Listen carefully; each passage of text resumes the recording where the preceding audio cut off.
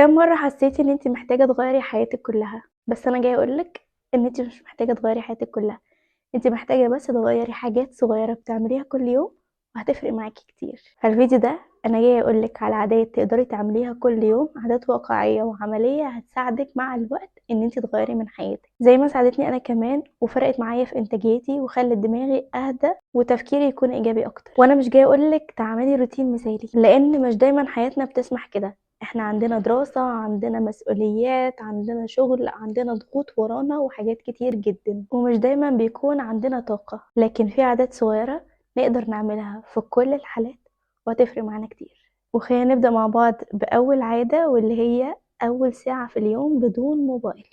ما تفتحيش الموبايل أول ما تصحي من النوم، ومش لازم مكان ده تبدأي تعملي حاجات كبيرة. انت بس تقدري تعملي روتين صباحي بسيط، وده فعلا اللي انا بحاول اعمله مؤخرا. هتلاقوني في اغلب فيديوهات التخطيط دايما بحط عادة ان انا ممسكش الموبايل اول ما اصحى من النوم، لانها بجد بتفرق كتير جدا. بدل ما تمسكي التليفون اول ما تصحي من النوم، انت تقدري تقومي وتعملي روتين صباحي بسيط جدا، بس هيساعدك كتير على مدار اليوم بتاعك. يعني مثلا بقوم ارتب سريري ترتيب خفيف، اغسل وشي، اشرب ميه، اعمل فطار لنفسي. وبالنسبه لي لو في يوم بكون نازله فيه للشغل، فانا ممكن كمان في روتيني الصباحي ده افتح بودكاست اسمعه، او افتح الاذكار وابدا ان انا اقول معاها وانا بجهز. طب ليه اصلا كل ده؟ لان اول ساعه في اليوم هي اللي بتحدد مزاجك وانتاجيتك في اليوم كله. لو بدات اليوم بالموبايل هتلاقي نفسك دخلتي في مقارنه وضغط وطاقه سلبيه على الصبح، يبقى اليوم كله ضايع من اول دقيقه. عشان كده خلي اول ساعه في يومك ليكي انتي، مش للموبايل. تاني عادة وهي مكانك بيعكس دماغك، واللي هي عادة الترتيب. مش لازم ترتيب كبير، بس ترتيب خفيف، زي انك ترتبي اوضتك لو في حاجة مش في مكانها، او تظبطي المكتب بتاعك. ده لان المكان اللي احنا فيه بيأثر على التركيز. فلو مكانك فوضوي هيفضل دايما دماغك مشوشة، وده مش عشان النظافة، ده عشان دماغك مش بيحب الفوضى ودايما بيحس ان هي عبء. وخليني اقولك انك مش لازم ترتبي البيت كله، بس على الاقل ترتبي المكان اللي انتي بتقعدي فيه اغلب وقتك في اليوم. مجرد بس 5 دقايق، ولكن هتفرق معاكي كتير. تالت عادة وهي ترتيب اليوم، بس مش اي ترتيب، ترتيب عملي. بمعنى مش عايزاكي تعملي تو دو لاست كبير مليان مهام كتير. اكتبي بس اهم 3 مهام بالنسبة لك، 3 مهام اساسية تبدأي تشتغل عليهم في يومك، اللي هو 3 حاجات لو خلصتيهم تحس ان يومك يوم ناجح. ممكن مثلا تخلي مهمة منهم للشغل او للمذاكرة، ومهمة تانية للبيت، ومهمة تالتة لنفسك. او ممكن ترتبيهم على حسب اولوياتك والاهداف اللي انتي بتشتغلي عليها. والسبب ان 3 مهام بس بتخليكي متحكمة في اليوم، وتقدري تنجزي اكتر، وكمان ما تحسيش بتأنيب ضمير او جلد ذات لو ما انجزتيش قائمة المهام الكبيرة اللي بنحطها لنفسنا، وده بدل ما تحسي انك بتجري ومالكش اول من اخر.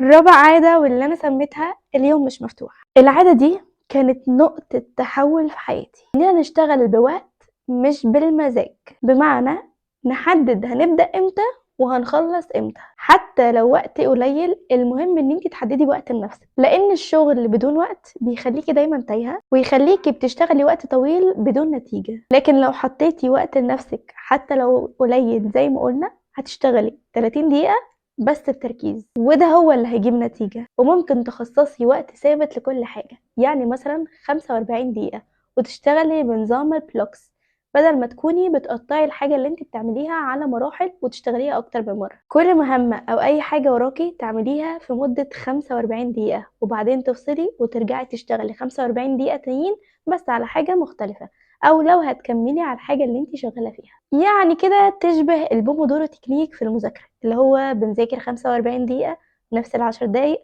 وبعدين نرجع نذاكر 45 دقيقة تانيين. والطريقة دي فعليا بتفرق كتير جدا جدا جدا في الانتاجية على مدار اليوم، لو حابين ان احنا نشتغل اكتر من حاجة وما نشتتش نفسنا خلال اليوم.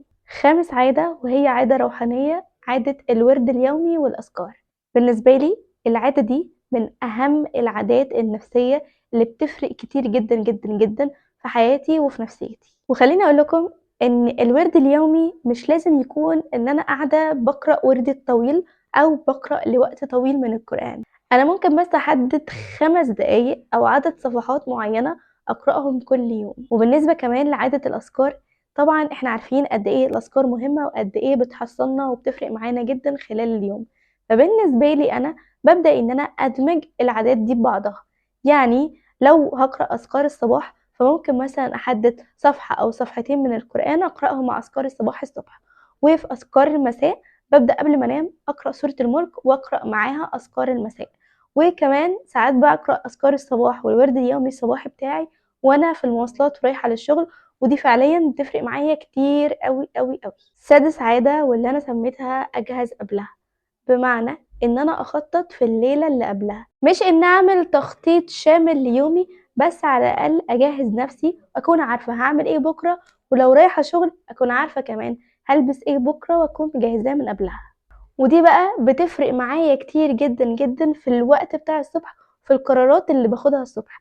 اوقات كتير لما بنكون مشتتين الصبح ويبقى في قرارات كتير احنا محتاجين نفكر فيها، اللي هو طب انا هعمل ايه او ورايا ايه ومحتاجة لسه ابدأ اكتب ومحتاجة لسه ابدأ انظم يومي، دي حاجات كتير بتشتتنا وممكن تخلينا في الاخر ما نعملش اي حاجة. فبكده انا سهلت الدنيا عليا اكتر، بدل ما اقعد افكر الصبح انا هعمل ايه، هبدأ افكر على طول انا هبدأ منين وابدأ على طول.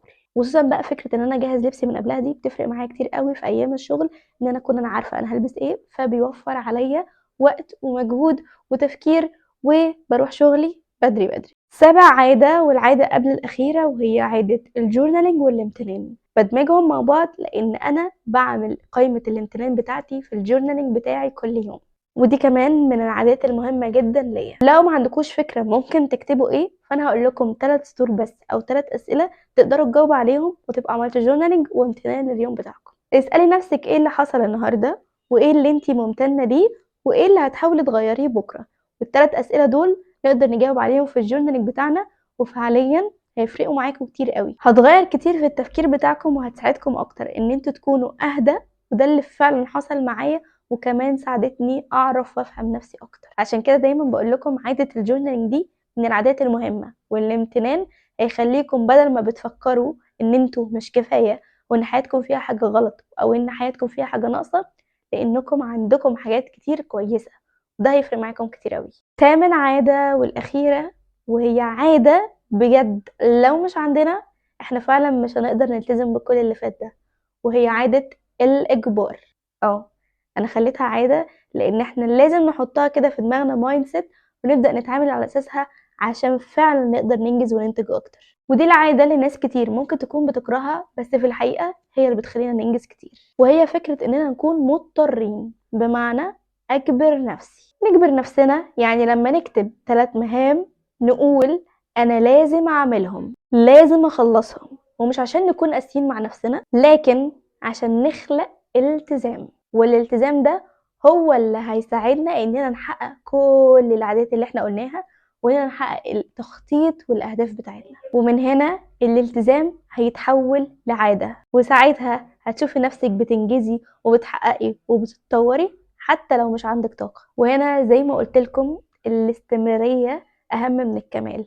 الالتزام هو اللي هيساعدنا ان احنا نكون مستمرين على كل حاجة نعملها، فبالتالي هيكون عندنا نتيجة أكبر وأوضح. يعني بدل ما تشتغلي على نفسك 4 ساعات في يوم واحد، هيكون الأفضل ليكي إن انتي حتى لو هتشتغلي على نفسك لمدة 20 دقيقة بس كل يوم. 1% أفضل كل يوم هيكون أحسن من 10% في يوم واحد. العادات دي مش مثالية ولا هتخليكي ملاك، بس هتخلي يومك أهدى ودماغك يشتغل أكتر. ومش مهم تعمليهم كلهم مرة واحدة، اختاري عادة واحدة وابدأي بيها، او اختاري العادة اللي تناسب معاكي، وبعد ما تلتزمي بيها وتتعودي عليها ابدأي اشتغلي على عادة تانية. لان اللي بيكسب في النهاية مش هو اللي بيعمل حاجة لمرة واحدة، اللي بيكسب هو اللي بيستمر. وعشان الحاجات اللي بنعملها تبقى عادات محتاجين ان احنا نلتزم ونستمر عليها لوقت طويل. وبكده اكون قدرت اشارك معاكم اهم العادات اللي ممكن تفرق معاكم وتغير جودة حياتكم لشكل افضل واحسن. فاتمنى تكون فرقت معاكم، وبكده يكون الفيديو بتاعنا خلص. يا رب يكون الفيديو افادكم وعجبكم وطلعتوا منه بالرسالة اللي انا حابة اوصلها لكم. وبس كده، دلوقتي اقدر اقول لكم ربنا يحل ايامكم واشوفكم دايما بتضحكوا. ما تنسوش تكتبوا لي في الكومنتات المواضيع اللي حابين نتكلم عنها او الافكار اللي نعملها سوا. سلام.